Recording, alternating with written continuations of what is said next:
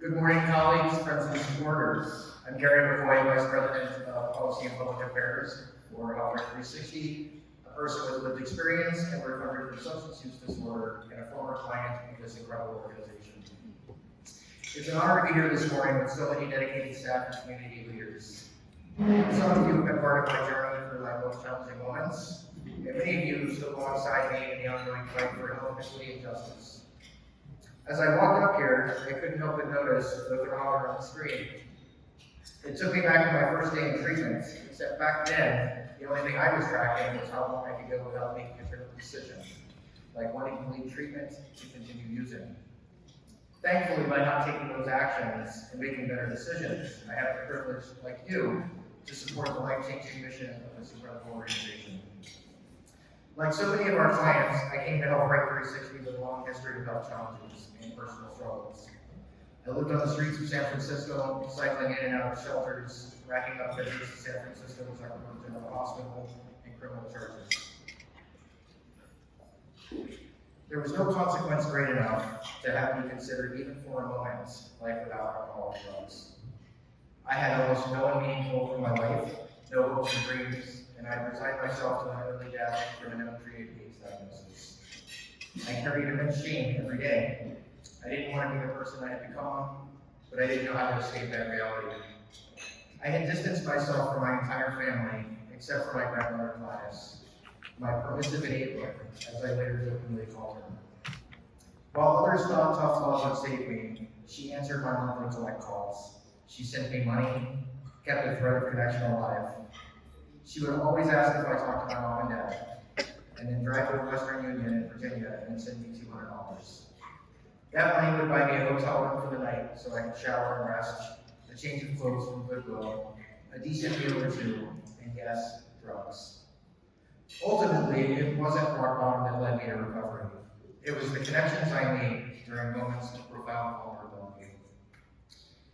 It's common belief that you need to hit rock bottom to change your life. Like my fabulous boss, HealthRIGHT 360's President and CEO, Vic Eisen, I tend to disagree with that notion. I believe it's the people who step in with compassion, empathy, and care during those moments of deep despair. They get those who are suffering to a place of starting to choose for themselves.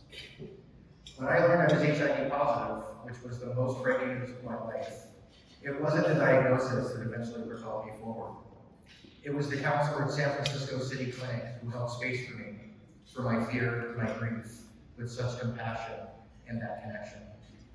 When I was hospitalized near death, my doctor at the HIV care clinic at San Francisco Sacramento General canceled his afternoon schedule to sit by my side. He did not do this out of obligation, but out of genuine care. He did so on numerous occasions. And when I walked out of treatment after my first 30 days to throw everything away and use again, the overnight counselor of my residential treatment program was called to remind me, the longer I stayed out, the smaller the window of opportunity for change.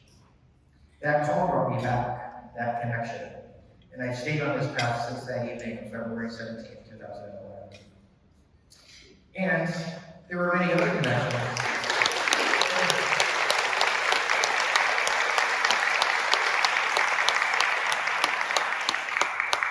There were many other connections along the way who made me feel different about myself and gave me the courage to work through my ambivalence and fears. Again, it's not about a person's rock bottom or consequences of using that puts people on a path to recovery. It's about the connections that happen during those moments of vulnerability. Ambivalence is a natural part of recovery. It's the tension between wanting a better life and clinging to what feels familiar.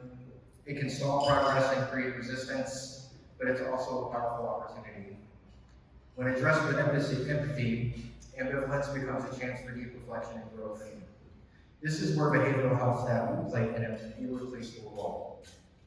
Behavioral health staff are the ones who meet clients in their most vulnerable moments. They create those connections.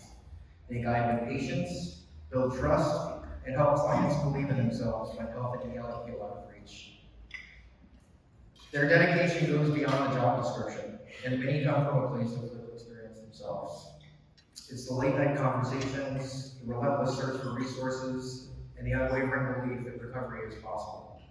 And all of you provide those opportunities for connections through your work. The thermometer on the screen is a perfect metaphor for recovery. Every bit of progress counts, and together we're always aiming higher. By supporting these incredible staff members, we ensure they can continue to provide the connections that foster meaningful, lasting change. Before I close, I want to acknowledge a few folks, mentors and friends in this room who played a pivotal role in my journey and inspired me and continue to inspire me through those connections.